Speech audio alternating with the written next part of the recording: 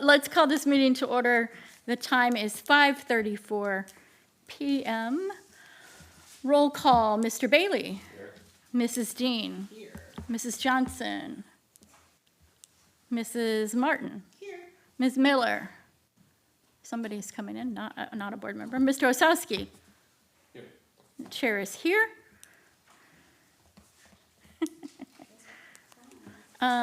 If we could all stand for the Pledge of Allegiance. I pledge allegiance to the flag of the United States of America and to the republic for which it stands, one nation, under God, indivisible, with liberty and justice for all.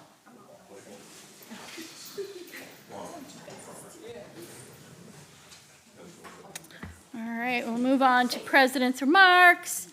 As per usual, please place all cell phones on silent. Please leave your microphone on the whole meeting today, just so that we. Sure, I will.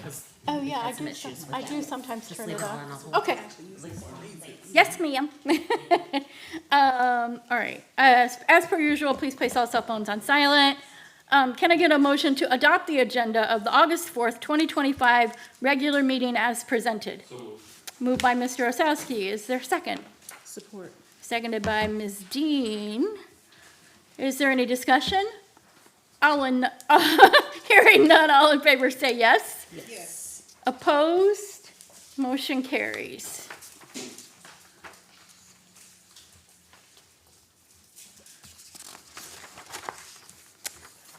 Call to the audience, public participation regarding agenda items. Anybody needing to talk to us about the agenda? Okay. Hearing none. Moving on. Oh, we don't get to hear from Miles very often. Presentations.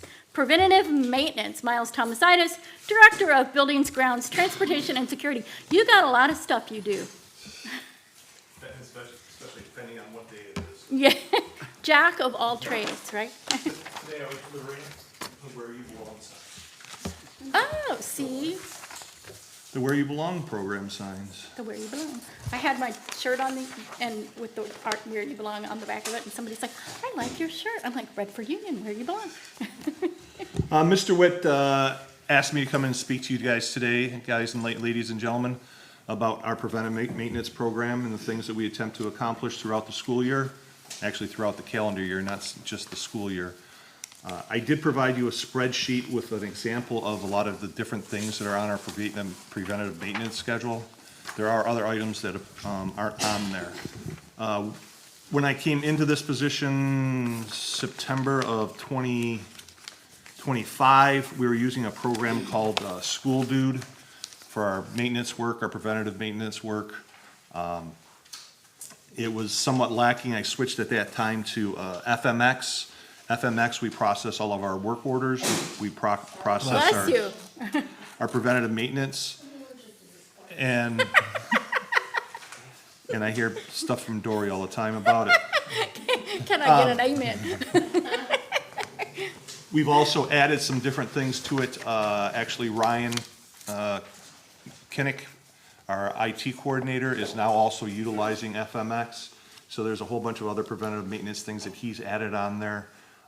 It's a great program, and it has worked out well for us. Typically, a preventative maintenance schedule is, depending on what we're checking, what we're looking into, can be every week, every month, every 3 months, every 6 months, yearly, can go on and on and on. Like I said, I gave you lots of examples there. I didn't conclude everything. But just if you have an example, going through that list and some of the preventive maintenance things that we do, a monthly preventative maintenance, trying to make sure that we head off problems before they begin, make sure that our equipment is functioning, identify items that are due for replacement and or extend life of any items that we have. We do AED inspections every month, ensuring that batteries and pads are up to date, so they will function in case of an emergency.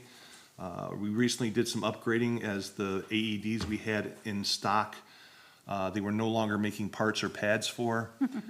If you've gone into any AEDs recently, you'll find that they now have unipads on them, so we're not having to buy both adult and child unipad or AED pads for them. They're a single pad for each.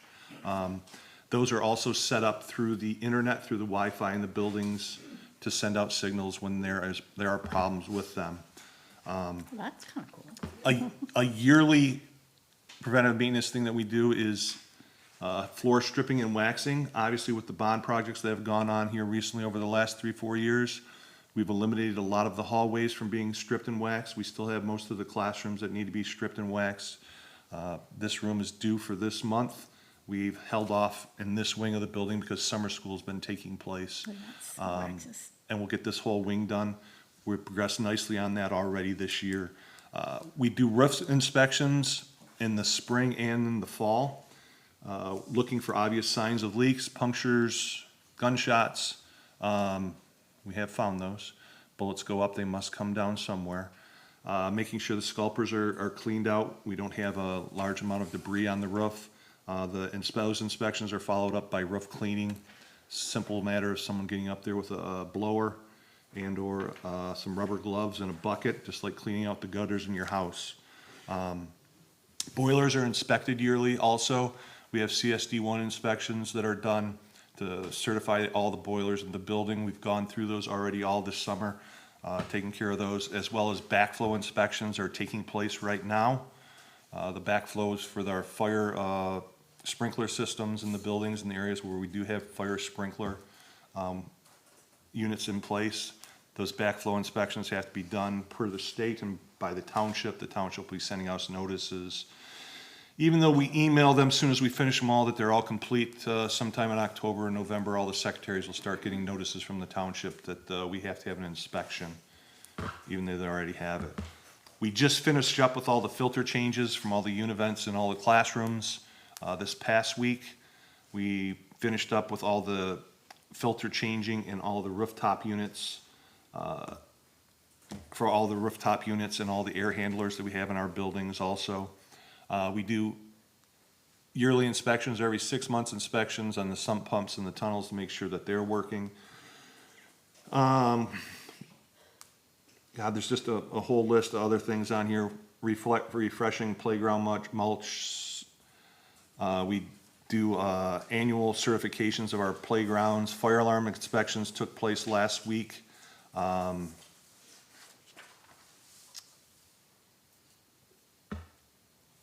I said, majority of it's on your list, but there's, like I say, all the IT stuff that's, I didn't include that with IT. Maybe Ryan will get a chance to come in here and speak to you about all the IT PMs that he's developed and give him the opportunity to share that with you.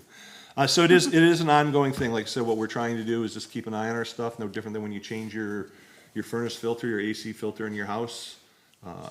We have to change all the filters here. We have to keep an eye on all the items that we have and we possess and all the capital improvements that we've made. We really do want to stay on top of that even more so to ensure the longevity of the equipment that we have purchased. If there's any questions, I was told I had 55 minutes, so.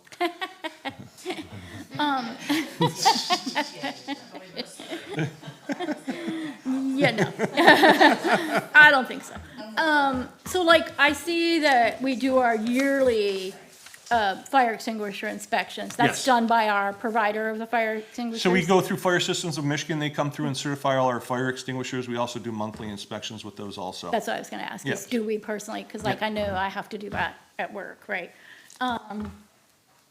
And then, how often do we check do we annually, quarterly check our actual fire alarm system?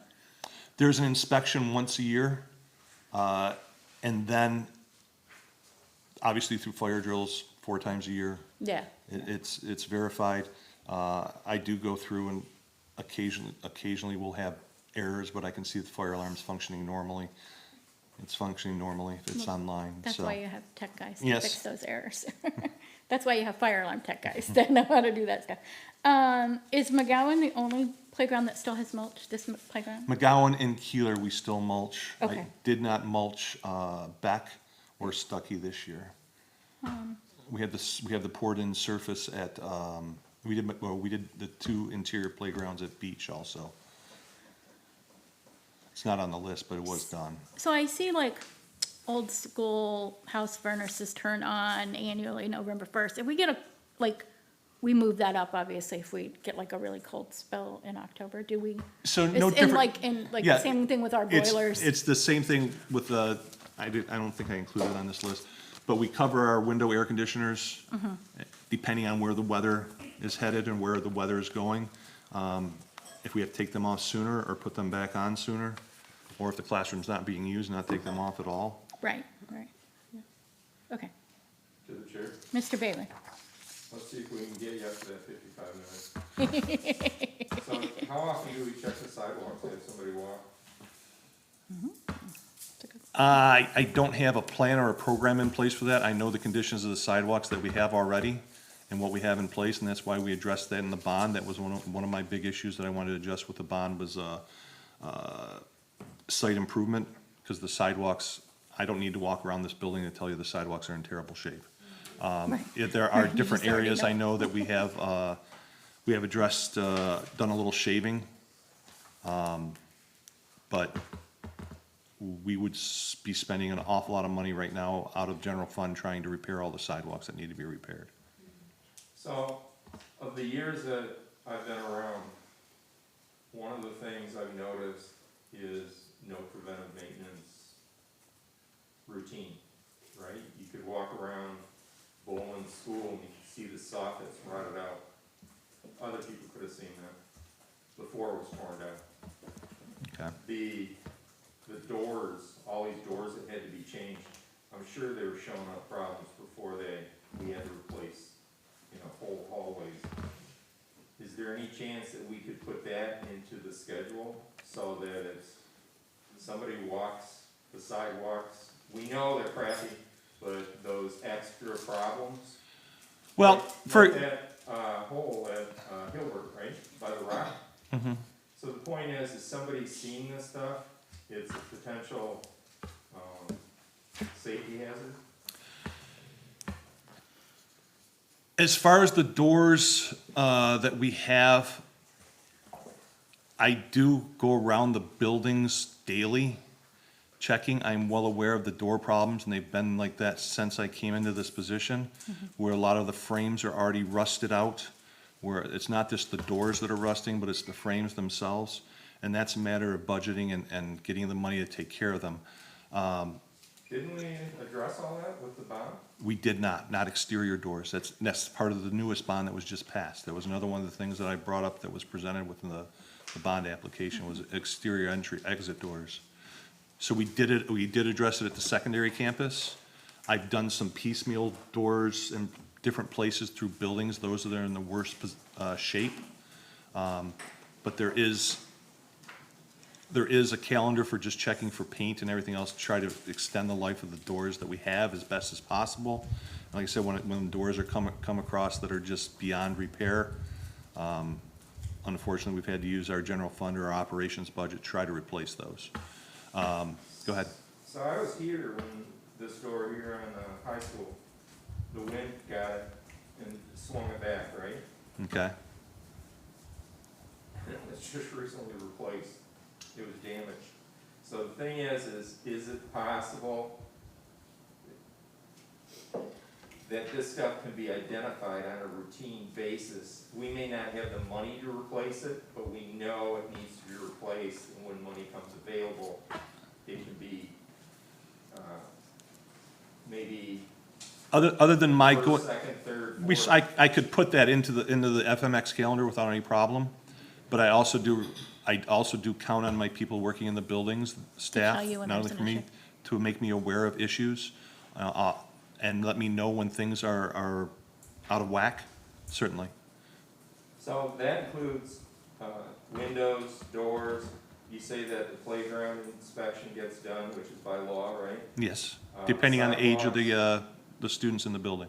And then walk around the building just looking for something. I mean, with a purpose, not just stumble upon something.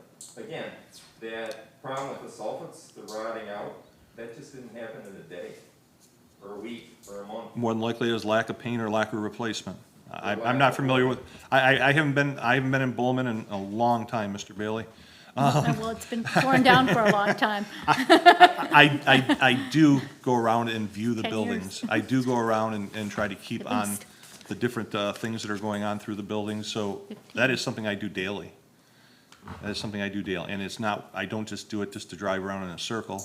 It's my own gasoline I'm wasting. I do that with a purpose, driving around. Do I catch everything?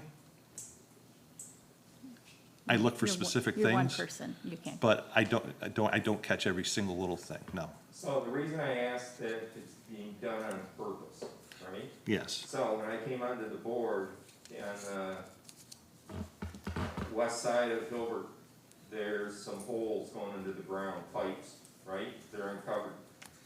And you ever seen these traps that it's a hole, a fish goes into it, it's got these pins, it can't get back out? you should They catch got them in as well, nails those. doing the same thing, so a kid, animal, whatever, dropped into those, they're not coming out easily. And it took Mr. Witt, again, that had been there for years. It took Mr. Witt when he got on here to raise notice of it, and there were caps, but the caps had just laid there, which means that. And if I recall correctly, that was an issue with the township and their access, and that's why when it was addressed, it was waiting for them to get out and do that. Just like the fact that there's a pothole right in front of Hilbert right now that I called Wayne County on back in November, and we haven't got a response with. And I've contacted the Good luck township with about that. assisting, about getting that repaired, and I've still gotten no response on that.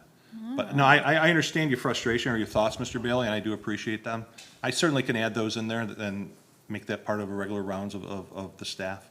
And I think too, you know, I think anybody who's been around a long time knows that there were things that probably should have been done years ago that weren't done because of a $5 million deficit, right? It's unfortunate, right, that we were in that situation for a long time. And, you know, as leadership has changed, priorities have changed. You know, like you track it better probably than the old system was tracked. And I think sometimes, like your house, sometimes you don't always have, you notice a problem, but you have to maybe wait to resolve it. We're dealing with how many houses, right? So, you know, we talk about things that have been left for years, and we're all, you know, like I said, anybody who's been around a long time knows that there are things that were left for years, and probably because it was not financially viable to replace, like doors, like rusted frames, you know.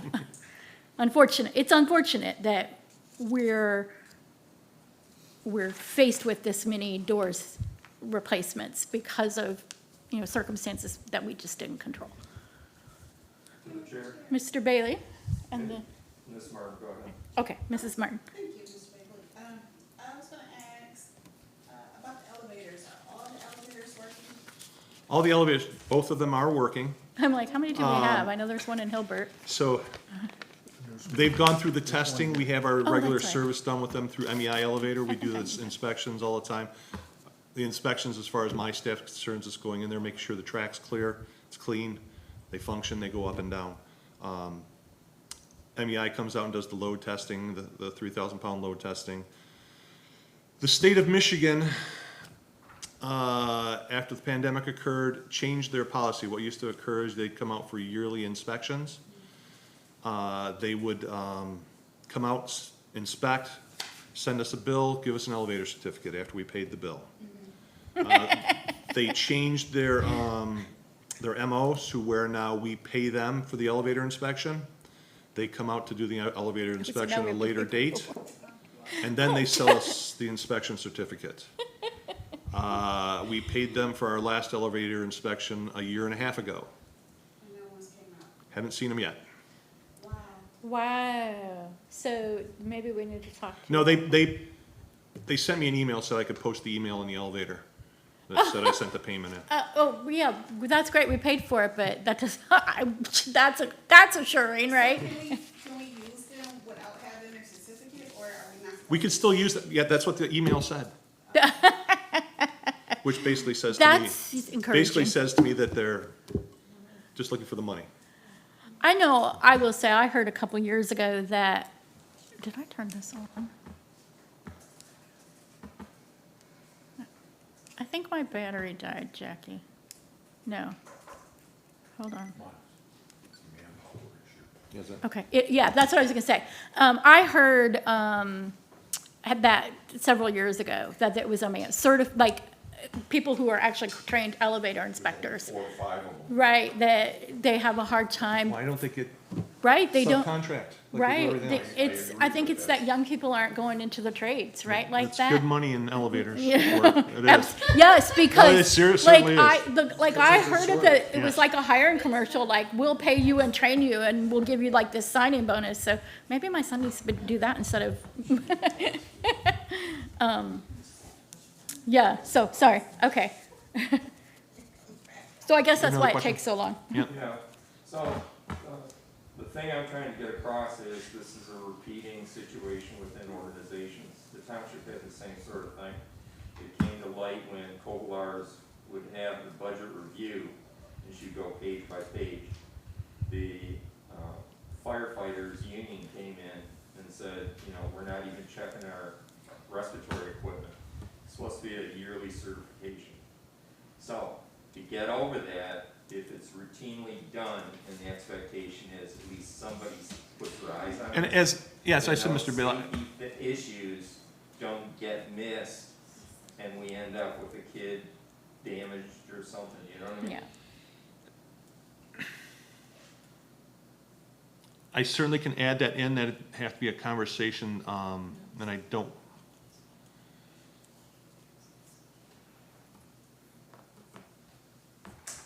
I can certainly add it in the FMX without issue. Be the simplest answer I can give you, and I have no Yeah. problem doing that. Sidewalk inspection for the school, every 3 months. We have the ability to do that, and I'll get that taken care of in the morning. Thank you. thank you. Are there any further questions? Aren't you hearing none? You're squinting to Mr. Osowski. You're off the hot seat, Mr. Thomas. Thank you. Thank you for all you do. Yes. We appreciate you.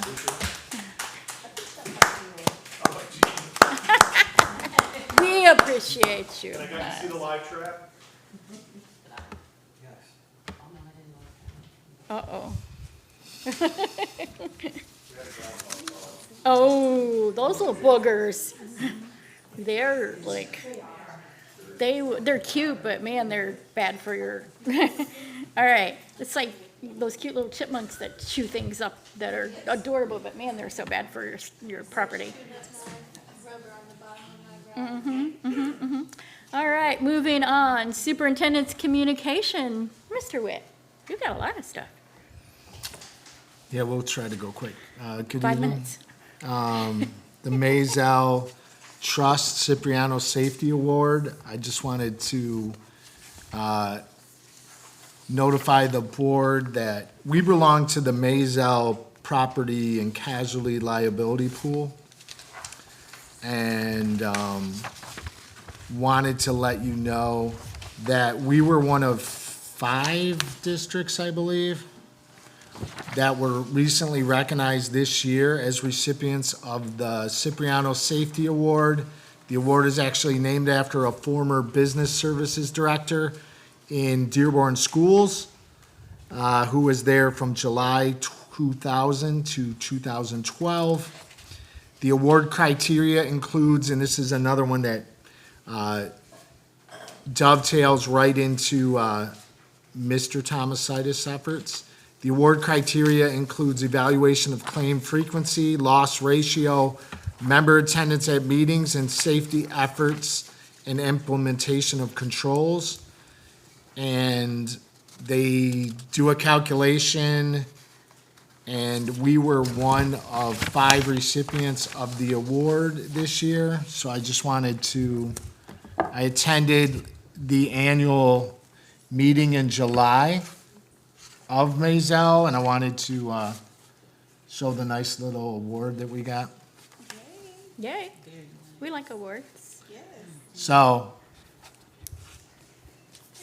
I wanted to share that information with the board. There is a press release. I have a meeting coming up with our folks from Lambert, so I'll make them aware of this and see how they might want to utilize this. information on our behalf to promote another great thing going on in the district. Next up, What's the award for? Like, is it, I know it's for safety, but yeah, it's a culmination of like our safety efforts in our schools to keep our schools safe and free of, hopefully loss. Like, there's certain things we do, some of this preventative maintenance items, but also things we do to make sure that we don't, or try to reduce our likelihood of experiencing a flood in our schools or, things like that. So that is what it relates to.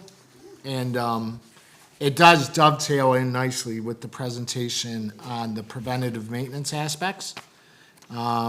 So fortunately, over the last few years, we have not suffered any significant property and casualty loss, and that's the basis for the award. Nice. Next up, K-12 Alliance of Michigan provided an update that I shared with the board. And unfortunately, in Lansing right now, there's not a lot taking place, even though More worried about. a law was passed. That said, just like we as school districts are supposed to adopt a budget by July 1st, the state is supposed to have an adopted budget by July 1st. We followed through on our part of that. The state did not follow through on their part of that. And I actually just last week talked to our lobbyist from Wayne Risa, and he suggested to me that hopefully and possibly they might have something by September 30th at this point. So again, Yeah. on that note, it was recommended that boards of education consider a resolution such as the one that was presented here and is included as an action item later on the budget. And it just highlights, again, that we've done our part and kindly ask the lawmakers in Lansing and our governor to step up to the plate and do their part in a timely manner. So I just wanted to highlight that since the item was included on the agenda. Are there any questions regarding that, or else we can also wait until that item's up for Yeah. action as well? I'm so glad. I was sitting at home last week. I was listening to WWJ and listening to another news story about how they haven't done what they're supposed to do in Lansing and all the shenanigans that are going on, the qualifiers that, you know, this person wants tied to it and this person wants this tied to it. And I thought, man, I hope I was hoping that Risa or somebody would come forward with a resolution for us to pass as school board. It's because it's important that we send a message. We know that the longer it takes, the more at a bigger disadvantage we are, because it's not likely that we're gonna get, you know, the money that we need. And I was so pleased to see this resolution. And I think they're too busy. They're worried about passing cell phone usage legislation and not a budget. And, you know, who holds the lawmakers, the people who put law into place, accountable when they don't follow the law? Their own law. Well, and the scariest thing are the discussions they're having about basically taking money away out of the school aid fund to fix the roads. Fix the damn roads. Yes. Yes. you know, I think about this too. I think it's a test for us to see how long boards can go without having a budget, function on their own. So then they're gonna be like, oh, you guess what? You guys did so well with doing this. We're gonna cut back aid even more. I think that's the concern. I think that's the concern from everybody in the know. Okay. All right, next up, I just wanted to highlight the state aid note borrowing and let you know as a board that the process is moving forward. We are in a position now where we're completing the paperwork for the state aid borrowing for the coming year.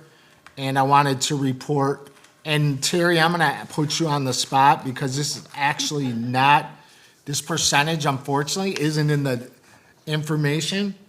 Could you remind me of the interest rate, the specific percentage that we were granted, it was 2 point, I don't recall the percentage, and I have okay, paperwork is in the. okay, that's fine. Well, instead of a 4%, which was the short-term borrowing, the percentage, and again, we weren't in a large pool when we went out for that, I do want to say that we were able, through this process and using the state aid note pool that's traditionally used by many districts around the state of Michigan, hundreds of districts, in fact, that borrow through a state aid note process. And our rate was, instead of being right around 4%, I believe, for that shorter term borrowing, this rate is 2%. So, Terry, do you know, in the past when we had to borrow from the state aid, we paid a higher interest rate because they considered us a risk. Do you know if that stigma is gone from us? No, you don't know. I don't know for sure. well, because we're Greg in this, it always bugged Greg. the because rate we received is the rate that was provided to all those borrowing in the pool. Okay. So there's not variable rates. Mr. Mackin, okay, so in the past, it was implied to us, actually told to us by our CFO, that we paid a higher interest rate because we borrowed every year, so many years in a row. Correct me if I am wrong. Do you guys remember him talking about that? Yes, I Yeah, remember. yeah, so, and it always bugged him because we had never defaulted on our loan. We always made our payments on time, and Greg always talked about it every year. So either somebody wasn't being truthful with us, or we are, Well, that it's stigma is possible, though, that if you're a deficit district, that you may not be able to participate in the pool. Well, even And that's a after we were, chance. I mean, we were a deficit, and we did state aid note borrowing. We were a deficit district. And then even after we weren't a deficit district, we still had to borrow because of that, because we were building that fund. Okay, I'm not crazy, okay. But I would say, based on how we've been rated in other things, including going out for the 2025 bond and our rating there, that stigma is Is gone. probably not hanging around at this point. Okay, thank you. Sharon, go ahead. Miss- So whether there's a stigma or not, if you're getting 2%, I'd say it's pretty good. That's a pretty good deal, yeah. Yeah, I'm not complaining about 2%, because that's way cheaper than And what we I'd get on the like to market. put you on the spot again. No, just kidding. Terry's like, no. Okay, moving on. The next up is, I just wanted to highlight two other action items that are on the tail of the agenda. The one, the full board should be familiar with, and that was the discussion about appointing an ad hoc advisory committee around the 2025 bond project steering committee and naming some board members to participate on that. In addition, we do plan to seek out some community representatives to participate on that as well. And then we also do have, also I included, I was reviewing my employment contract, and when it comes to my negotiated employment agreement, there's a provision that talks about consideration of if there is compensation increases for a given year for the administrative group, which there was, that there could, at my request, be consideration for compensation for the superintendent position. So I'm asking also for an advisory, ad hoc advisory committee to be appointed for that purpose as well. Ultimately, again, as we talked about at the last meeting, that committee would ultimately report out in some manner, and any action would obviously require full consideration by the board. Now, can you repeat that second part about the ad hoc? You would like to have an ad hoc committee, I'm sorry, guys. You would like to have an ad hoc committee to review your contract? It's or- action item number 4, and it's asking, when we get to it, it's asking for an ad hoc, for members to be appointed for an ad hoc advisory committee for the purpose of considering my compensation, and that's consistent with the terms of my contract. Yes, this time I did not thoroughly read everything, and I appreciate you pointing that out, sir. Thank you. All right, moving on. Communications received by the board secretary. Do you have any communication? No. Okay. You're the board secretary, right? Or are you the board treasurer? Who's the board secretary? She is. Oh, Yeah. I'm so confused. Yeah. Mrs. Jane, did you receive any communication? Look, I'm lost. I'm having a moment too. I'm having a moment, okay? This home on leave thing, my brain is tired. It's like gone to mush. I gotta go back to work so I can be smart again. Interim chief financial officer's communications, I'm assuming there are none since she's not Yes, there's here. none this evening. Executive director of human resources and labor relations communications, Mrs. Nachman. Yes, I just have one thing tonight. I wanted to share with you that when you see a consent agenda, you'll notice that some of our SEL personnel and mental health I staff, saw that. those positions were eliminated, and we had discussed this before due to the lack of grant funding, stopping for those positions and us not being able to support it at this time through the general fund. We did receive, a few weeks ago, I received an email regarding the possibility of some mental health grants offered through School-Based Healthcare Solutions Network. I shared that with Mr. Witt, and we discussed it, and we decided to apply for those grants. And we were awarded a grant for both the junior high and the high school. They will provide us a fully funded licensed mental health professional for each campus. And they will provide up to $25,000 over 5 years for each principal for the purpose of purchasing necessary materials or resources for that mental health professional to use, and that would be at the principal's discretion. This, they will support the recruitment. Although they're doing the recruiting, the district will be part of the interview process, but they will provide the training and the ongoing support. So, although this is another grant, the nicer thing is that they won't be a direct hire of us, which typically we would prefer, but we don't want to get into another situation where we're provided a grant to the district and we hire people and then we have to let them go when they can't support the grant. So this is being offered through a third party who we will work closely with. We will appoint a grant coordinator. Actually, Jennifer Smith is here tonight. She is going to be the coordinator for this grant. Jennifer is our coordinator for student services, and with the transition in some of our positions and some of the loss of our grant funding this year, Jennifer has taken on the new title of Coordinator of Student Services Compliance and SCL. So So you just she got will more be work. supervising our mental health professionals, our SEL specialists within the building, and also being a liaison for this grant. So she will be the direct contact with this agency to oversee this program. But, so we just wanted to share that we promised we would seek out sources to replace some of these positions, and we have followed through with that, and we've just been awarded our first 2, so. Great. That's great. The total amount of each award, and this would cover up to $85,000 each award, Wow. so. Mr. Bailey? So I was about to say something, Bailey beating me. Mr. Bailey? Mr. Nachman, so the math, we're losing 6, how does that, Well, I are we did, gaining or what?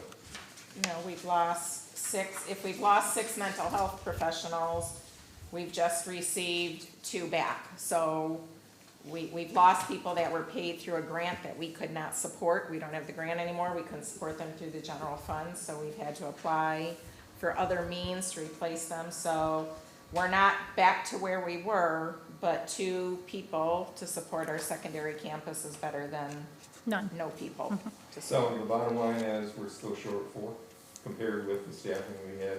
Yes, Thank you. Quick question through the chair. Mrs. Martin? Thank you. So as it relates to, I want to say, I can't, because I'm not, where is it? It's like our, I think it may have been a Catholic school, some other schools, it's called the what is it called? The SES, the SES. Shared Services shared Program? educational services. Thank you. How are they impacted or they're not impacted through all of this?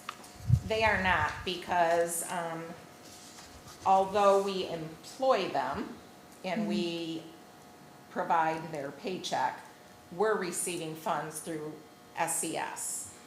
So we're just the third party Fiduciary, kind of, sort of. that pays them, but someone else hires them, interviews them, they work for the Catholic schools. The shared educational services, that business pays our district, and then we in turn pay these teachers, and it is profitable for us. So we're not paying out everything that they're giving to us. We're providing SES a service, Yeah. and so they're not impacted. Were they concerned about the things that's going on in our district? Did they question or not really? No, they're really not, because their funding isn't impacted by our district at all. It's a totally separate, and they don't rely on state funding because they're all Private. Right, private schools. parochial schools. Yeah. Thank you. Yep.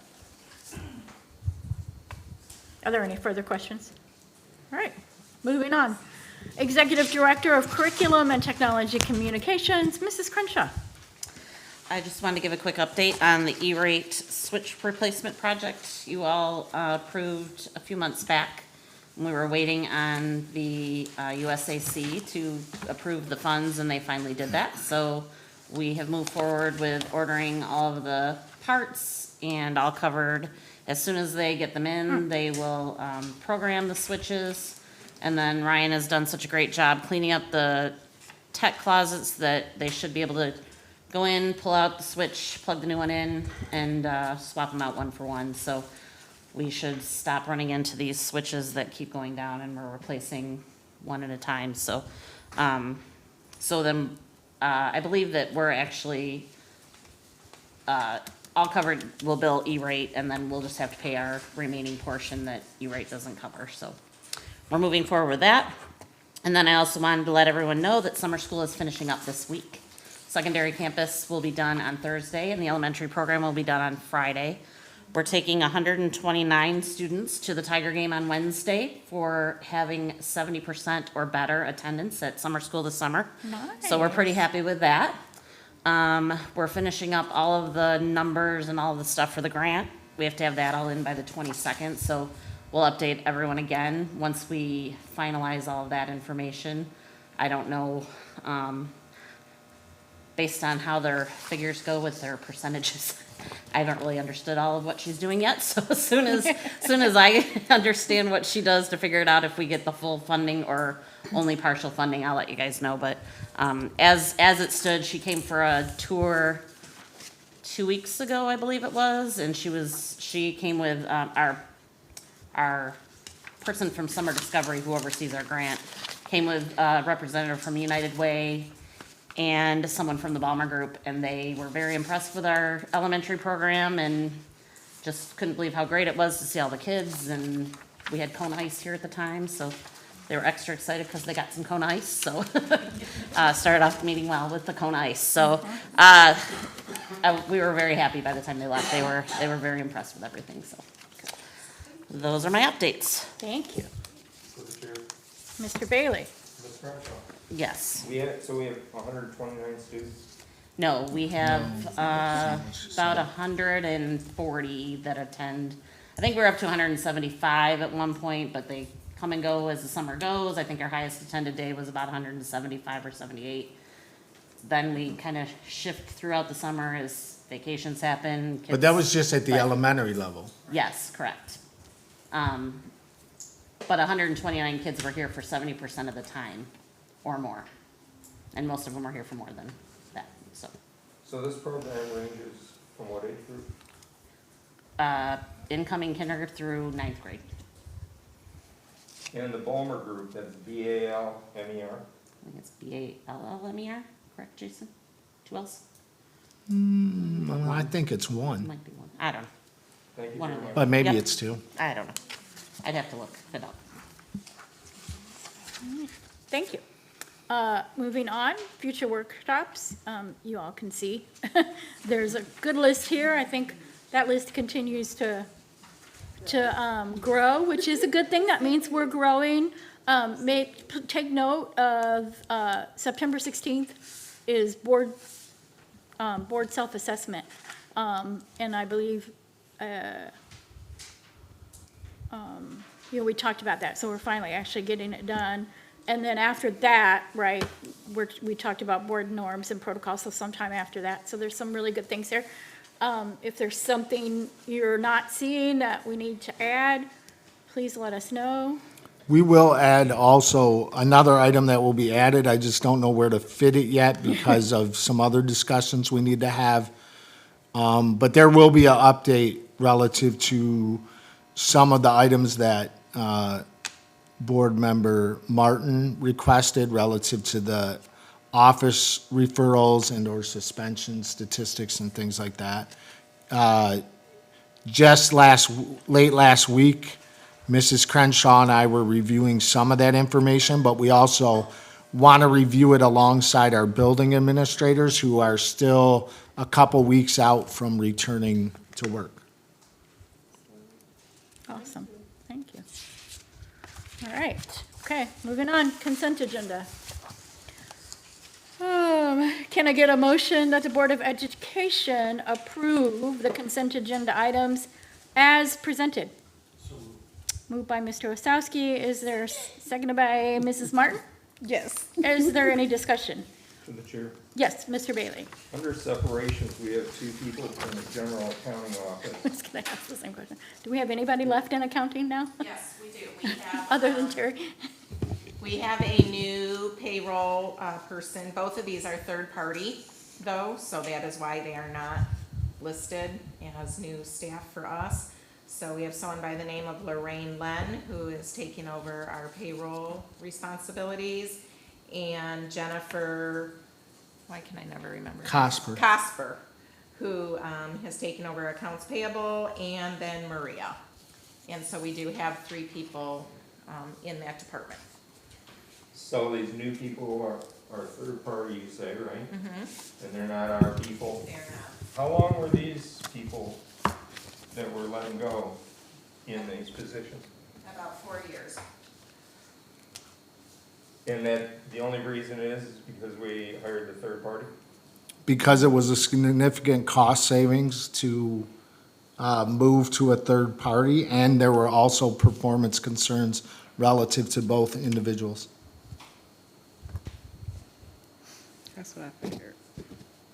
Thank you. Is there any further discussion? All right, hearing done, all in favor say yes. Yes. Opposed? Motion carries.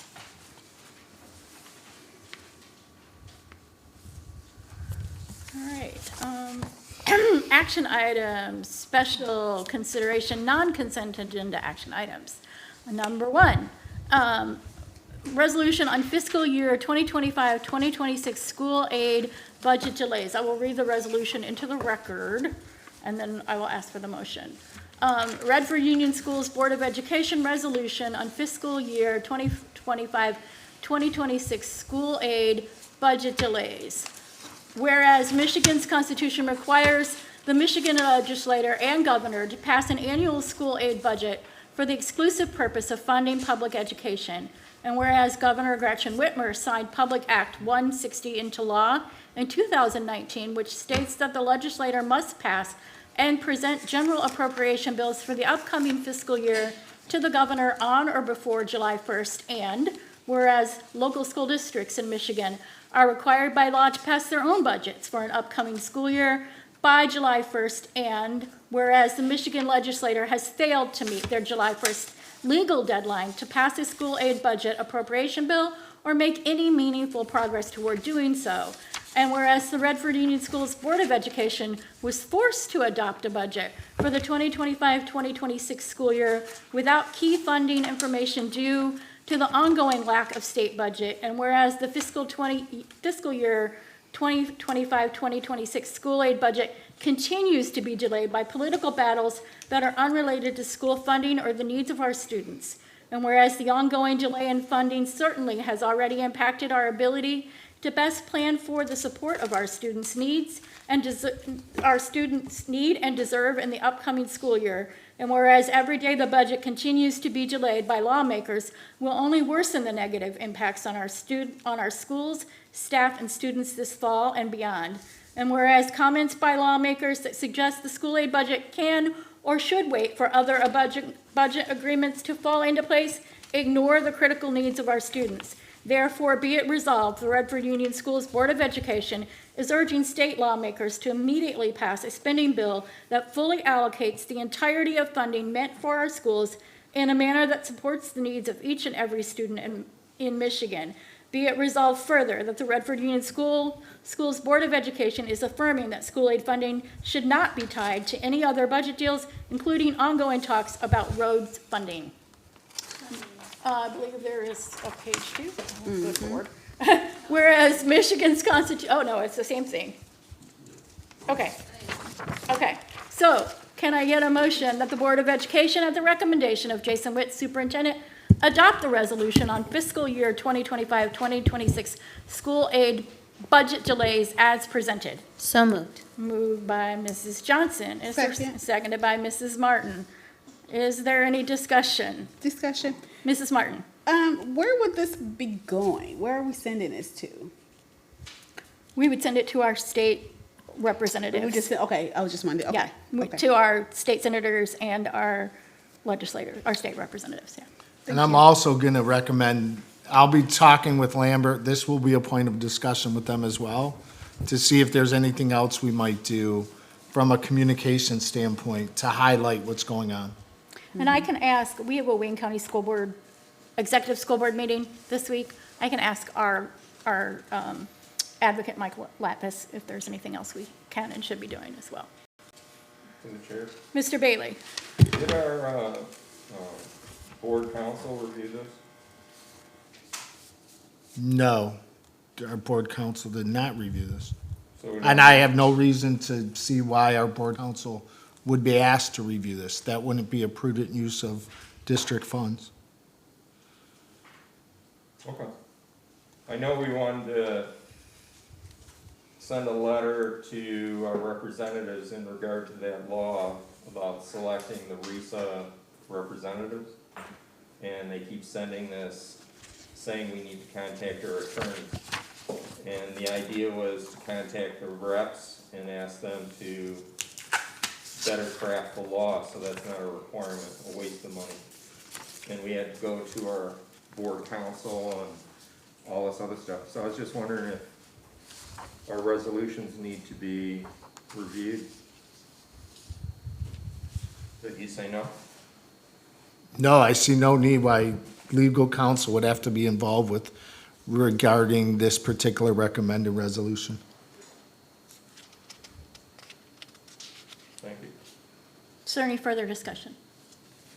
This requires a roll call vote. Mr. Bailey? Yes. Mrs. Dean? Yes. Mrs. Johnson? Yes. Mrs. Martin? Yes. Mr. Osowski? Yes. The chair votes yes. Motion carries. Now the question is, will it do us any good? Item 2, Student Code of Conduct revised. We've done a great deal of work. Can I get a motion that the Board of Education, at the recommendation of Jason Witt, Superintendent, approve the revised Student Code of Conduct as presented? Is this where I make it? Yes. I believe Mrs. Martin has an amendment she would like to make.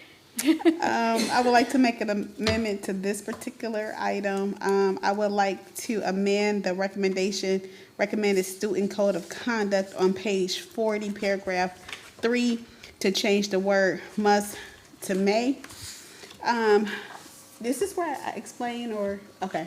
Yes, yep, go ahead. This is, kind of similar to what we discussed last month on the reasons why we need to possibly think about considering changing it from must to may is because of the things stated last month, mainly dealing with having empathy for our students and families, and showing accordingly to that we can operate in human error. You know what I'm saying? It's like when you're going through the review committee meeting, something could be have missed by mistake, not on purpose or anything like that, but something may have been missed. And sometimes families may have a hard time articulating that information that could have possibly been overlooked during the process. In addition to, again, we just know that mistakes can happen along the way. Our students and parents are not educators. They're not education advocates. They may not know everything that it is to say, hey, look, this possibly was overlooked. And as we're talking about coming to the committee, when an appeal is done, everything to the board, we have to listen to all appeals. And so, for instance, as we're listening to those appeals, I think our great Madam Chair, she provided this great example last month where, the board had decided to turn over a decision because some students didn't do best decision making at that particular time. But then the board recommended that they send it back down to the review committee to possibly look at this. And at that particular time, the action fell on behalf of the students, and the students was able to participate in their graduation, walking across the stage. And at that particular meeting, the superintendent at that time, he said he didn't know if that was something that, he would have agreed to, doing that because because it's like to go back and forth from, it kind of weakens the statement, you know what I'm saying, of, because you said that you were Yeah, not you're saying I said certain things. Okay, Yeah. So I guess, could you go over that again? Yeah, so as the President Pridemore, she provided us an example. Yeah, and my statement to that was that actually I disagreed with the decision of the board Exactly, and at that's that what- time. yeah, and that's what I was Because if we're highlighting. gonna have a code of conduct, it needs to be applied consistently across the board, no matter when an offense takes place. Okay, so. I would also go a step further, however, and say that one major difference between this code of conduct, and I don't have it in front of me now, but from what I understand about that previous code of conduct, is this code of conduct provides a whole list of different consequences, whereas that code of conduct at the time, for whatever said behavior was, probably dictated one specific outcome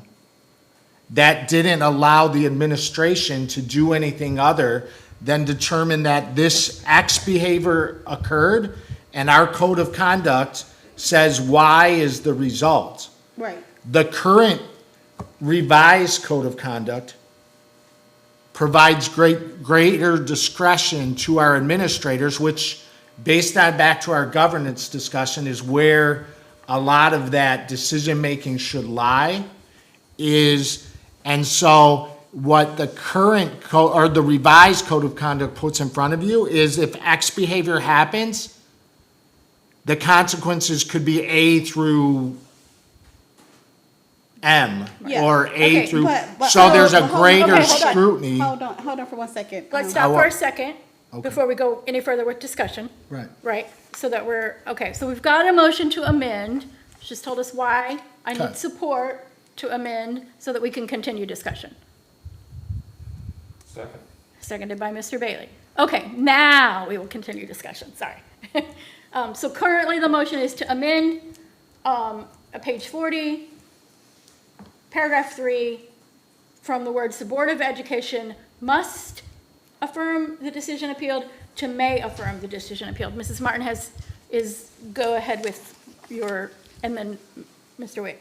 Yeah, I definitely understand what you're saying. You're saying, but this is particularly it coming from the board when they appeal to the board.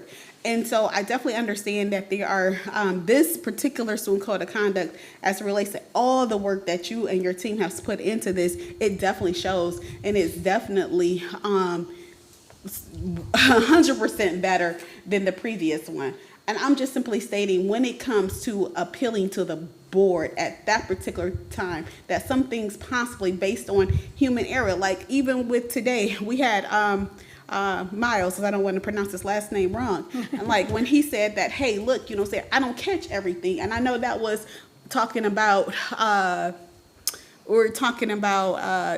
exterior, interior things as it relates to the building, but that can also be applied to when you have a review committee. Everything is not always 100%. Things, error does happen. This is the reason why, you know what I'm saying, these errors happen, just period. Errors happen, not even on purpose or anything, no ill intent. It just happens. And I'm just asking that the board reflects on that, saying, hey, look, you know what I'm saying, can we change this must to a may, just due to the fact of the human error that we all can make at any given time.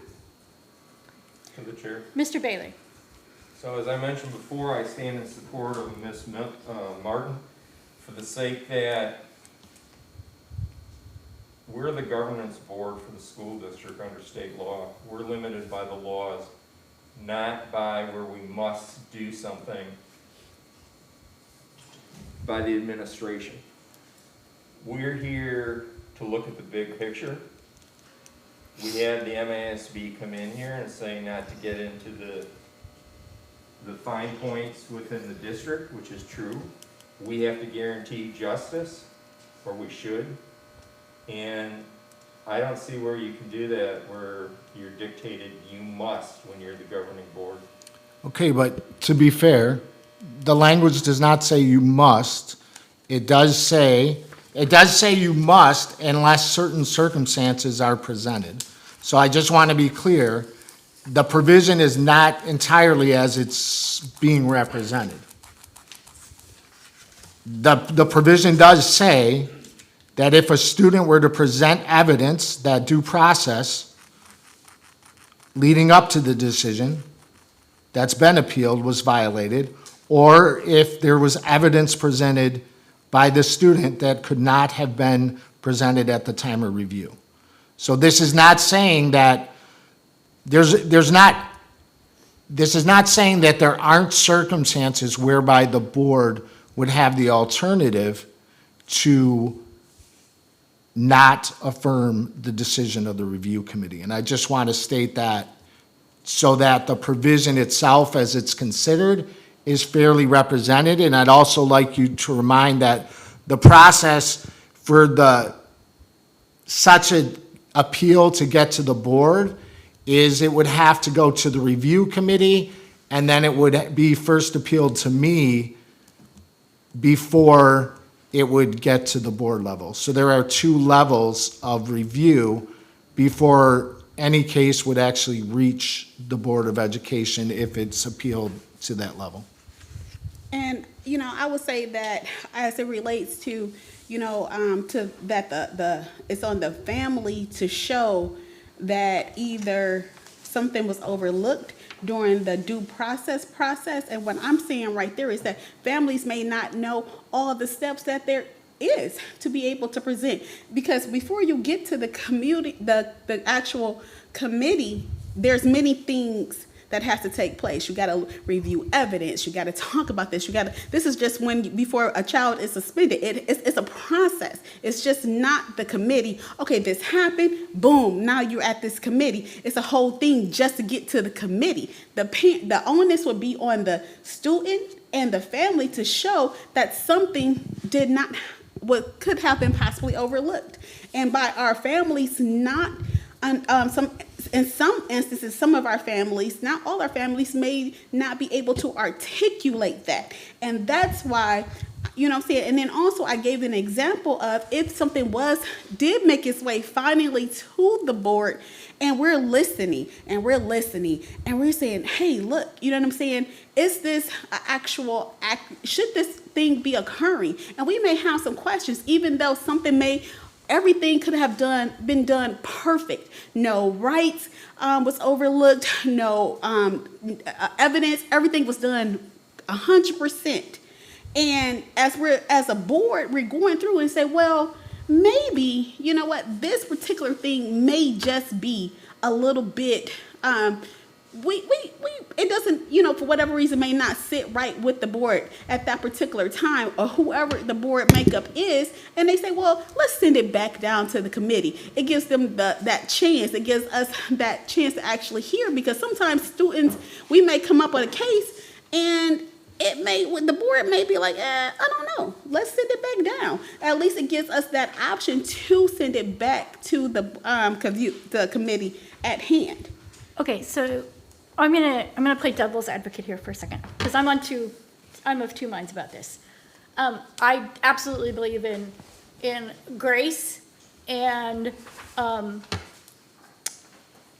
giving people the opportunity to argue their case fairly. Here's my but and my devil's advocate side of it. One, I think we need to trust that every administrator and everyone on the review committee cares enough about these kids to make sure that the parents understand the process. I'm just gonna assume that, and I know we shouldn't assume things, but I think it's a safe assumption. I also think, here's the other side of that, the still devil's advocate, that we could get ourselves into a cycle of little Johnny's mom just doesn't like the decision that the review committee made, and so she's going to appeal it to the board. Every single one of those requires a special meeting. Every single one of those requires at least 4 of us be here. Every single one of those potentially requires a closed session. It puts a lot on the board. I think, so it's kind of it's a catch-22. I think we could be opening ourselves and our future boards to a lot of extra stuff. And not that I've said on we did a lot of those, right? And I'm just kind of like, listen, the day that those went away, the last time I had to do one, I was never so happy. The reason we don't have them appealing to us is we do a lot around restorative practice, and we don't have a lot of long-term suspensions anymore. So that's kind of I'm on this fence, and that's my devil's advocate. I think it's important that we put some trust in our leaders, right? And not discredit the work that they do, and this could send a message to them, right? I don't know. Just to be That's clear, just for where just to be clear for the record, the administrators at a previous meeting stated that it would question their decision-making, or at least leave them feel that way. I'm not saying that that's the intent, And we don't want them to. but that's how they would feel. And you have said also that there have been times that the appeal has come to you and you've said, I think you need to take another look at this, because you felt like it wasn't. Absolutely. Yeah, so. And I guess, to the point of, possibly having more meetings, more like having to have that, to have additional meetings for that hearing. The thing is with that, it was once said that we don't have that many already. This would not open us up to more, because of the fact that, let's say for instance, somebody could appeal today. You see what I'm saying? And even if nothing has happened, everything was done perfectly, we will still have to hear it. So regardless, that does not stop a person from appealing, because everything happened accordingly. But I think if they think that we're going to overturn it because they come give us a sob story, it could cause more appeals. That was my point. Because if they know that there was, and that's my concern, is that they're going to come forward without any new evidence, without the due process, just because they're not happy, because they think that we'll listen, and they're gonna bring little Johnny, and he's gonna be all perfect, right? And looking, and we're gonna, and that, but we're gonna like not see the truth, right? I think there's a potential for that. Not that that's what they would do, but I have seen appeals where they came and they said, well, you know, and the student you see in front of you is this perfect, well-behaved, polite young person, and then you look at like their record and you go, that is not the person that is on this. That's exactly it. It's like, even though they may present themselves, you know what I'm saying, as perfectly innocent, you know, in the situation, but it's going to be evidence, you know what I'm saying? It's a whole Absolutely. package We get a that whole comes with it. And so we'll be able to say, huh, you know what I'm saying? So even, you know, can't so, fool me. you know what I'm saying? So it's like, so it's not like, for instance, you know, I'm all for, you know what I'm saying, students to be disciplined accordingly. I'm all for that. I'm not saying that I'm not for discipline, but I am saying that I'm for a process, that a due process that's fair. You know what I'm saying? But that's the problem I'm having with what you're, I guess, I feel like you say you want a process that ensures due process, which I think everybody at this table would agree with.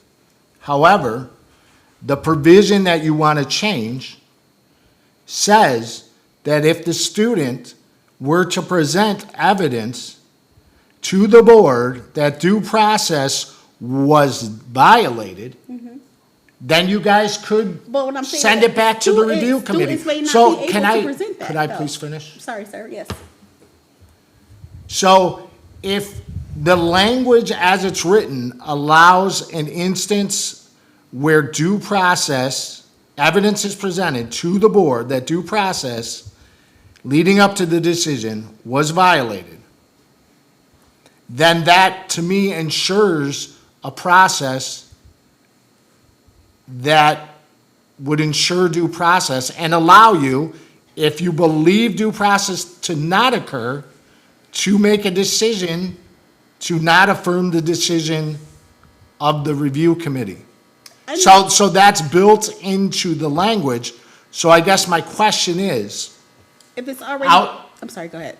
my question is, outside of not affirming the decision because of a violation of due process or evidence being presented of such, or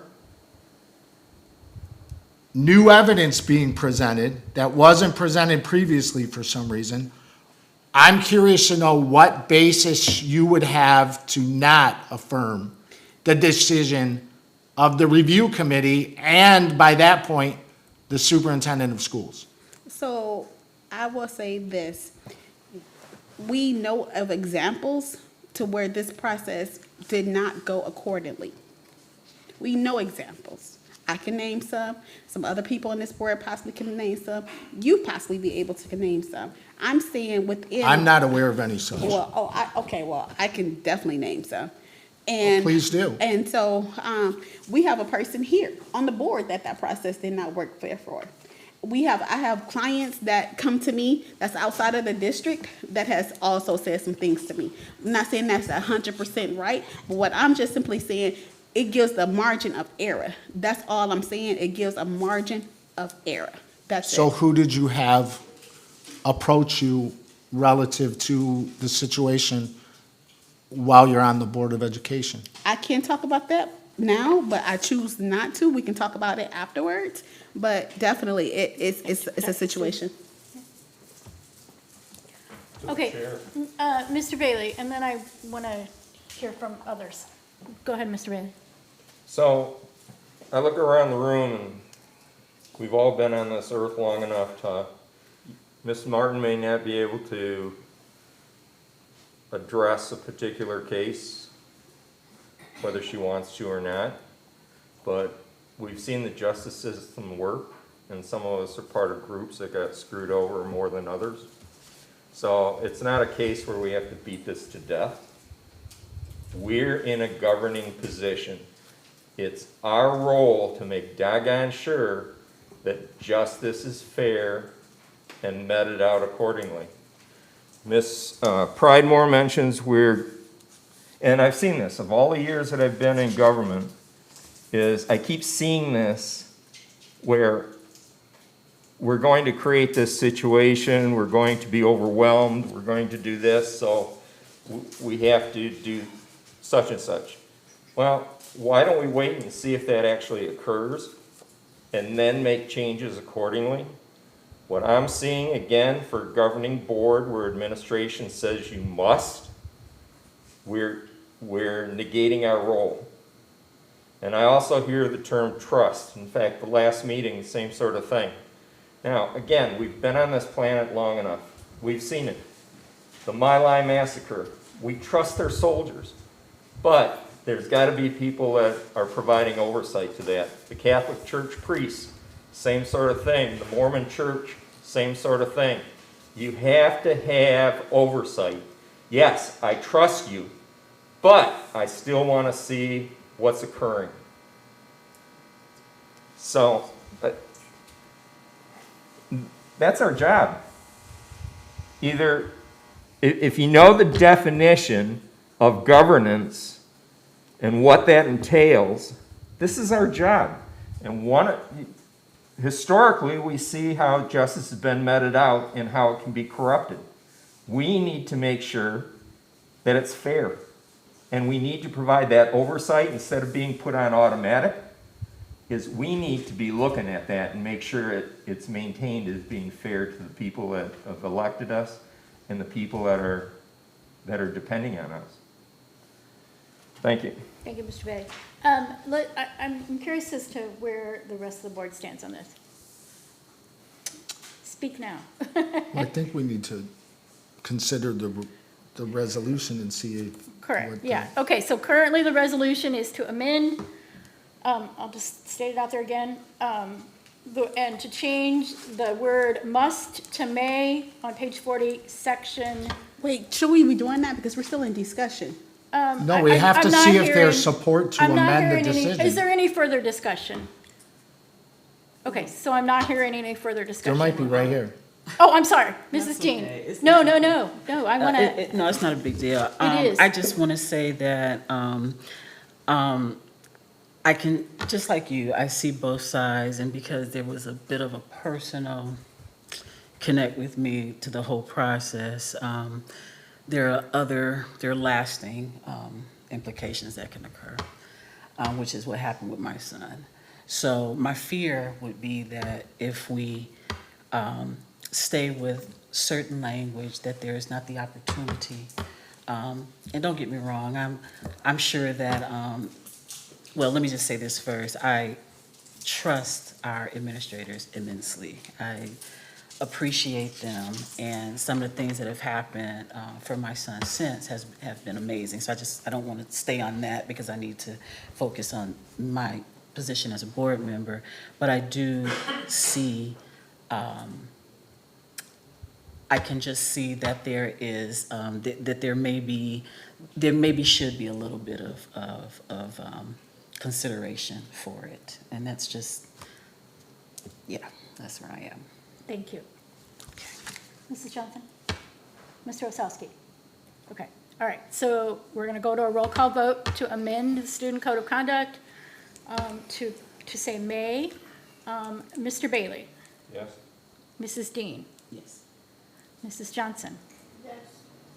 Mrs. Martin? Yes. Mr. Osowski?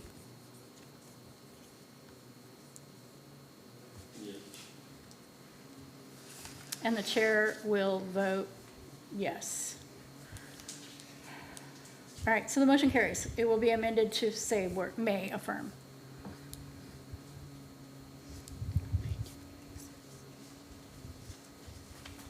All right. That's a hard one, because you want to do what's right for everybody involved. It's tough. Okay. Number 3, Ad Hoc Advisory Committee Appointment, 2025 Capital Bond Project Steering Committee. Excuse me. So we had the amendment to change from us to May, are we voting on the code of conduct? Yeah, it will be, but that's what the vote was for. That was To the amendment. amend the code of conduct to With the say. amendment. With the amendment, All right. correct. Yeah, okay. Everybody's good? All right. So, yeah, So we will change it to May because the amendment passed. and then, but everything else, we're past the whole thing. like, Everything else bills is and stuff. done. It Okay. stays as it Okay. is. Thank you for that Um, clarification. And thank you, I know they're not here, but please thank everyone who was Yes. involved in this. I do think this is more, gives a lot more leeway than anything we had before, because there's multiple steps, and it allows for that kid who's never done it, gotten into any trouble, and then decided to do something stupid in the parking lot at a school dance, to get a less harsh, punishment.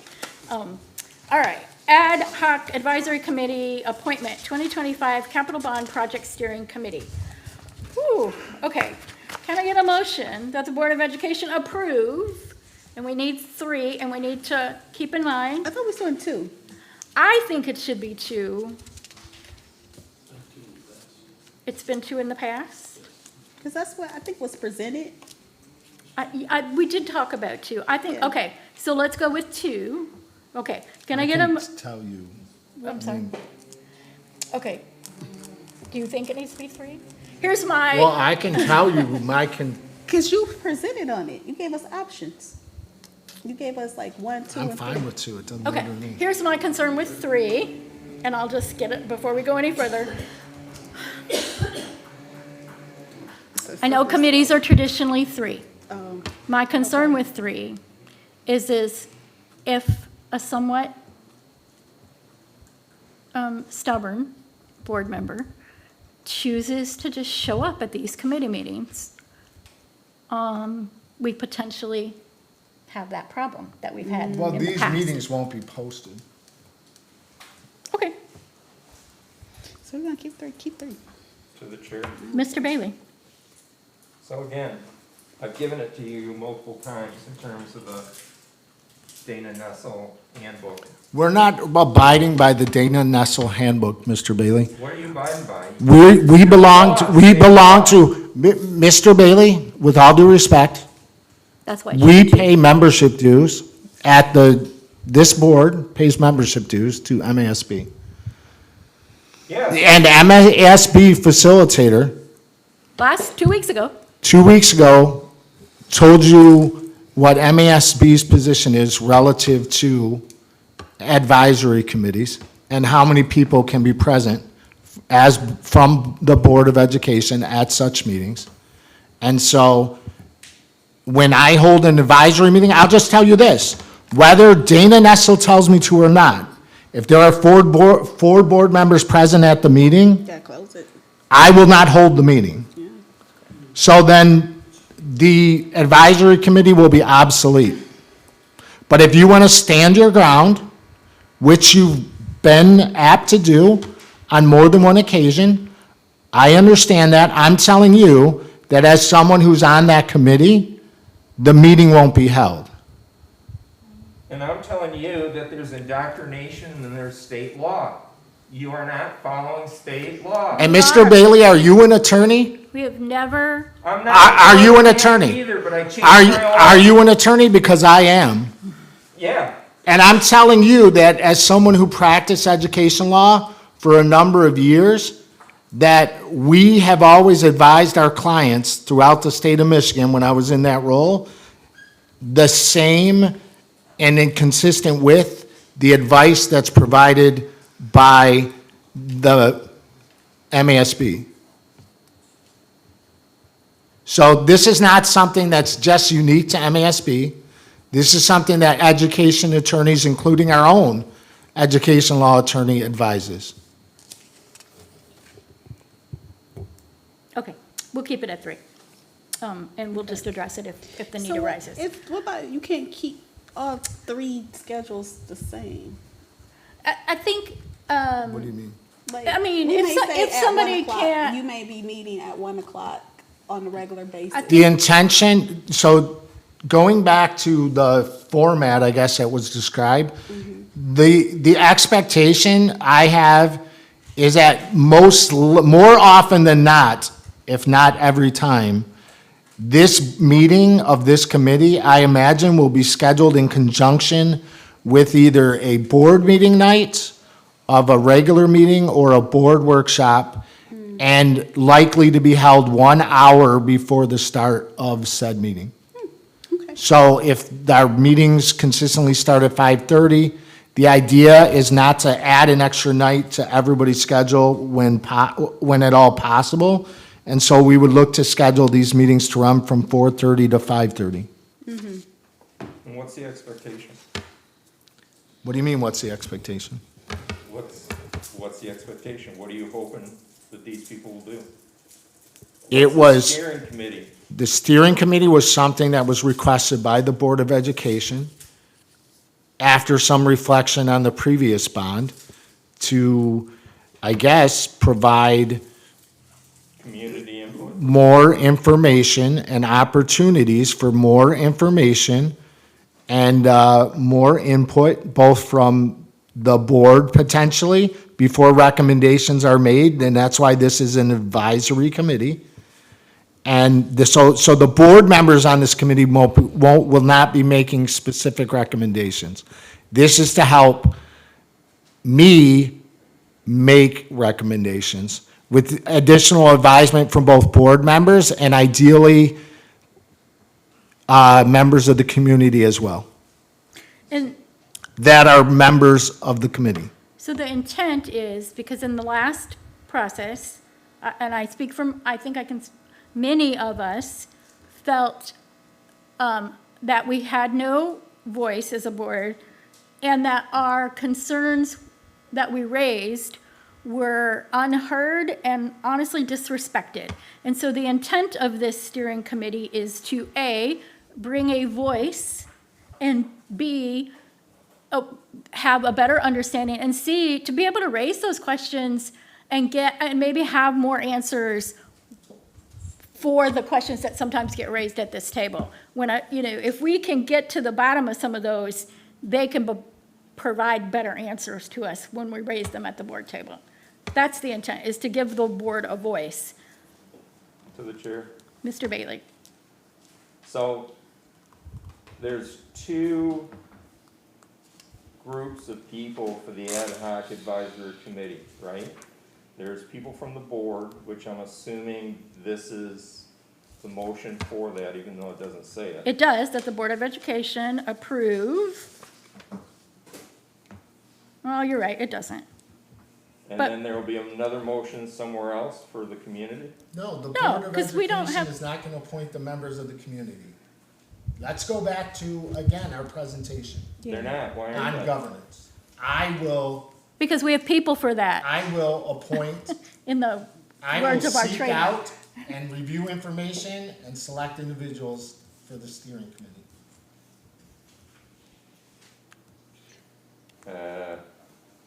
I think too, this is possibly missing, like, our options that we had, you had gave us like a variable scenario options, it was This like was 1, 2, of the- and 3. Yep, this was the, And so I think that we should like pick which option we want as a board, because we didn't ever, it was just like presented to us which one to pick, but we didn't really pick on one.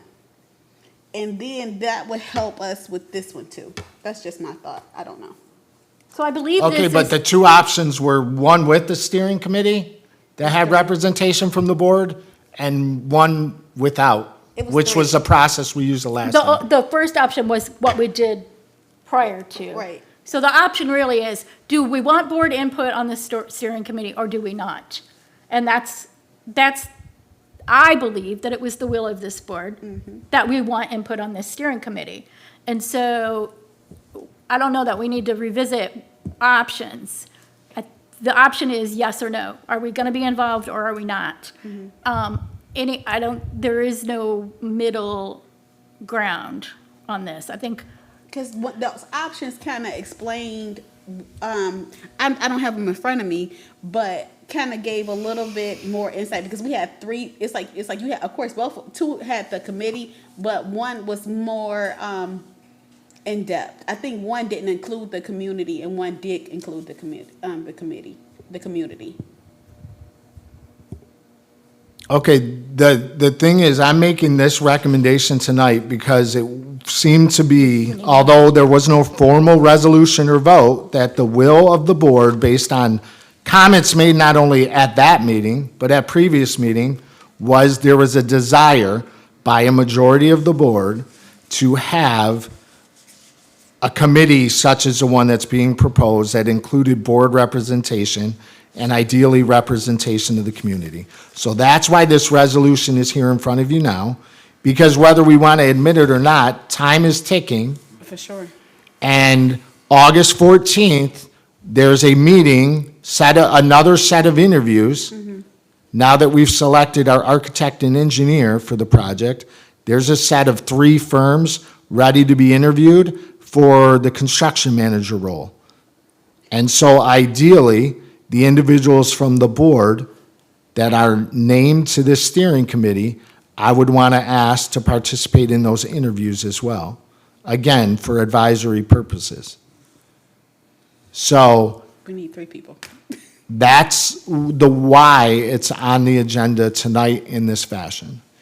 I thought, and while there could have been an opportunity, I guess, for a formal vote, it seemed based on the short presentation provided as to the options that more than 4 individuals on the board supported this idea, not only on the night it was presented at the workshop, but again, from comments made previously at previous meetings. Absolutely. To the chair. Mr. Bailey? So absolutely, support, but the support is the idea of having community participation, which over and over again, we've been ignoring. Okay, so noted, so noted. We've So made it there's a clear, difference. but we do not need to appoint community, this board does not need to appoint community members to serve on this committee. We need to appoint board members to serve on this committee. That's right. And that becomes a question, why? Because we have, in the words of our trainer, we have people to do that for us. His words, you have people to do that. We don't need to have our fingers in every single teeny tiny detail. That is not our job. We don't need to appoint the library representative. We don't need to appoint the RISA individual, right? You understand there's a difference with governance, and we're missing it. We are not, okay, we are not. All right, that is, the motion has nothing to do with community members at this point. The motion that is, the resolution before us is to appoint Board of Education members. We don't need to go any further with discussion about community members at this point. I need a motion, and I need 3 People. people. I would like to be a part. Okay, so, all right, even though I'm the board president and I shouldn't be the one to make the motion, I will. Oh, sorry. Oh. Okay, here's what we're gonna do, because we talked about this in governance. I will make a motion to appoint Mr. Osowski, Mrs. Martin, and if I give a name and you guys don't want to do it, and Mr. Bailey as members of the ad hoc committee for the 2025 Capital Bond Project Steering Committee. To the chair, Mr. Bailey, I'll pass on that. okay? Then I will ask that you consider, because I've already been involved in the process somewhat, I will put myself in there. Unless there's somebody who really wants to do it. Lorna, do you really want to do it? I have other, do you want to be on it? I'll do it. All right, Lorna, good, because I don't really have time. All right, so we're currently at Mr. Osowski, Mrs. Martin, and Mrs. Dean. Can I get support for that motion? Seconded by Mr. Osowski. Is there any further discussion? Hearing none. Roll call vote. Mr. Bailey. Yes? Mrs. Dean. Yes. Mrs. Johnson. Yes. Mrs. Martin. Yes. Mr. Osowski. The chair votes yes. Congratulations, y'all got voluntold. I said that's what we call it in church. We voluntold you. Ad hoc advisory committee appointment, superintendent compensation. Our treasurer should be a part of that. Can I get a motion that the Board of Education approve blank, blank, and blank as members of the ad hoc advisory committee for purpose of considering the superintendent's compensation per the terms of his contract of employee? Mr. Osowski? I nominate Ms. Johnson. Mrs. Johnson? Okay, it's like a one meeting kind of thing. Okay. Anybody else? I know Mrs. Martin and Mr. Bailey did the last one. Go ahead. Okay. And I was personally thinking about, so that we have some different people, Mrs. Dean on this. I'm pushing Dean. I'm out here Okay. saying Dean too. Okay, so Mr. Ostowski, so the nomination is Mrs. Johnson, myself, and Mrs. Dean. Is there support in that? Need a second. Second. Seconded by Mrs. Martin. Say that arrangement again. Okay, Mrs. Johnson, myself, and Mrs. Dean as the members of the ad hoc committee, advisory committee, for the purpose of considering I think I said it wrong, the superintendent's compensation per the terms of his contract of employment. So Mr. Ozlowski denied? No, he's on we're on a different, Mr. Osowski's on the bond committee. Now we're on Mr. Osowski provided support for this resolution. he actually made the nominations. Mr. Osowski moved, and it was seconded by Mrs. Martin, that the Board of Education approve Mrs. Johnson, Mrs. Pridemore, and Mrs. Dean as members of the ad hoc advisory committee for the purpose of considering the superintendent's compensation per the terms of his contract of employment. You're like blowing up. That is the motion. Is there any further discussion? She popular. All right, hearing none. Roll call. Mr. Bailey? Yes. Mrs. Dean? Yes. Mrs. Johnson? Yes. Mrs. Martin? Yes. Mr. Osowski? Chair votes yes. Motion carries. Whew. Okay, moving on. Number 5, board bylaws, officers' tenure, first reading. Yes. Can I get a motion? Motion. Okay, Mrs. Martin, it moves, and Mr. Osowski seconds that the Board of Education, at the recommendation of Trustee Martin, propose an amendment to eliminate the existing board bylaws regarding limitations to officers' tenure. The amendment would allow officers to be elected for 1 year with the possibility of re-election for subsequent terms without any limitations. Yeah, So currently, it says 3 years in the same officer's position. The motion is to remove the 3-year term limit. Is there any discussion? To the chair. Mr. Bailey? So I'm not familiar with the process that went through in order to be put in place.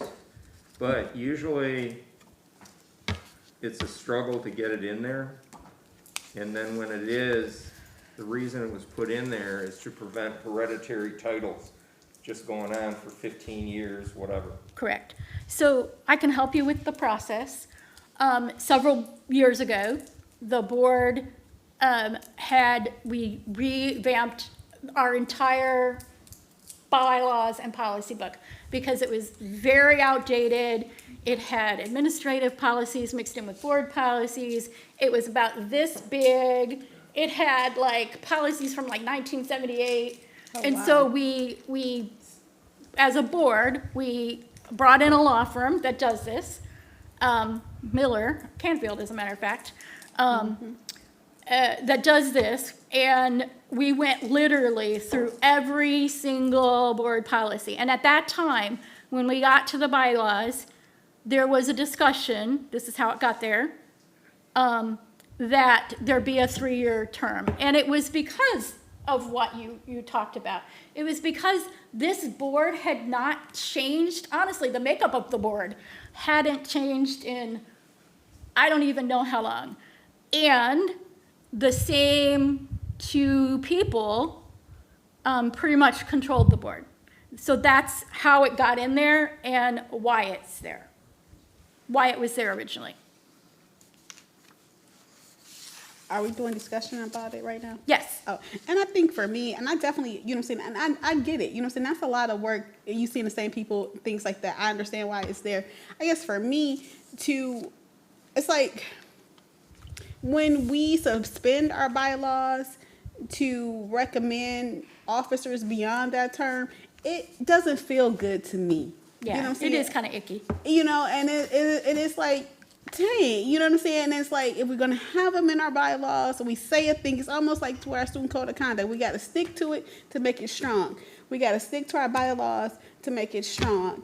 And that's the only reason why, because it's like, I'm like, this don't feel good. And it felt like it was the trust. We talk about trust. Yeah. You know what I'm saying? And I felt like, for me, I can't speak for Lakia. Right. I felt it was, for me, causing disharmony and how I was looking at the whole process. And like, if we're going to suspend it, you know what I'm saying, for the past 2 years, why not just get rid of it? And Right. then that's the only reason. Right. And I think we're a very different board than the boards that came before us. I think the boards that came before us, there were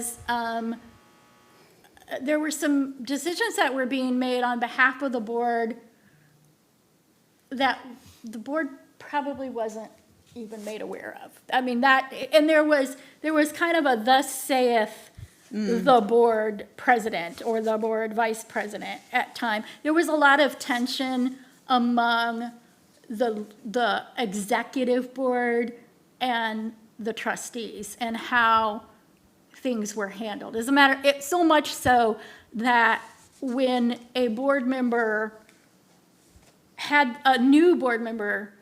the nerve to run against a president who had been president for a long time, that president then accused that board member and anyone who supported her of violating Open Meetings Act. Oh. And like, it was nasty because, by the way, the person who had the nerve to shake things up unseated that board president, who was pretty comfortable in his seat and thought that nobody would speak against him. So that's kind of why, you know, the board was not super functional at that time. So, but we are a different board, and I hear what you're saying about it is an uncomfortable feeling when we suspend the bylaws. It's uncomfortable for me. When I was approached this year again, I was on the fence about whether or not I wanted to shake things up like that again. So this could very well be the answer. Is there any further discussion? All right, hearing none. This requires a roll call vote. Mr. Bailey? No? Mrs. Dean? Yes. Mrs. Johnson? Yes. Mrs. Martin? Yes. Mr. Osowski? Yes. The chair will vote yes. Motion carries 5-1. All right, number 6, 2025 MASB call for delegates and alternates. Can I get a motion that the Board of Education approve blank and blank as delegate and alternate to represent Redford Union Schools Board of Education MASB 2025 Delegate Assembly, which will begin Thursday, October 23rd, 2025 at 7 p.m. at the Grand Traverse Resort and Spa in Acme, Michigan. Delegates selected by the boards of education across the state will decide MASB's positions on a wide variety of issues affecting education. I would like to see it be somebody other than myself or Mr. Bailey. Mr. Bailey and I have both served as a delegate. So I think to his point last year, let's see who's planning on going. That's important too. And then who would be interested. I raised my hand to be a delegate. And then too, it's important to know that we have an extra seat too. Yeah. So that was I wanted to highlight. Yeah, go ahead. So we can have two. What's the word? Delegate. Two. Yeah. Because that's what you found out last year when you checked in as the alternate, right? Yes. Is that we had 2 seats. Yeah. We may need to table this and let's get Miller. clarification on Yeah. how many delegates we actually have. To the chair. Mr. Bailey? So, if we've been told all this time that you have one delegate, and you go there and you find out you've got 2 delegates, how's that work? She was allowed to vote as a delegate. Yep. So, Right, so yeah. how? So what happened was when I went there, I was like, oh, I'm signing in as a alternate. And it was like, well, actually, Redford Union has 2 delegates. And I was like, oh, well, I guess it was like, you can be a delegate. And I was like, oh, So is okay. it by population, what? That's a good question. I don't know. I think that's something we need to find out before we, Yeah. okay, let's do this. Let's make a motion to table this until we have clarification as to how many delegates we have. Can I get someone to make that motion instead? I make a motion. Move the motion. Move the motion. Okay, Mrs. Martin moves to table this until we have clarification on how many delegates. Seconded by Mr. Bailey. Is there any further discussion? Hearing none, that requires a roll call vote. Mr. Bailey? Yes. Mrs. Dean? Yes. Mrs. Johnson? Yes. Mrs. Martin? Yes. Mr. Osowski? Yes. Chair votes yes. Motion carries. Yeah, I remember you telling me that last year when we were there. Because I was able to move up and sit in the front. Yeah, you got to sit with the grown-up people. Yeah. There were no items removed from the consent agenda. Call in the audience, public participation regarding non-agenda items. Thank you, Mr. Kick. I don't think so either, but, you know. I think she'd speak up if she wanted to address us. Did you have something you wanted to say? Oh, he said 0. He said 0. Okay, all right, moving on, superintendent's you. remarks. None this evening. Oh, yeah, you used up all your time. Board of Education, Communication, and Discussion, as is my practice. I will go down the table. Mr. Osowski. Nothing, this time football season's end of the month. Yeah, August 28th for the girls' flag, right? At At Wayne Wayne State. State. And then the first home varsity game is August 29th? Yes, Okay. Friday, August 29th. All right, Mrs. Johnson. Not this time. Okay, I have nothing. Mrs. Dean? I have nothing. Mrs. Martin?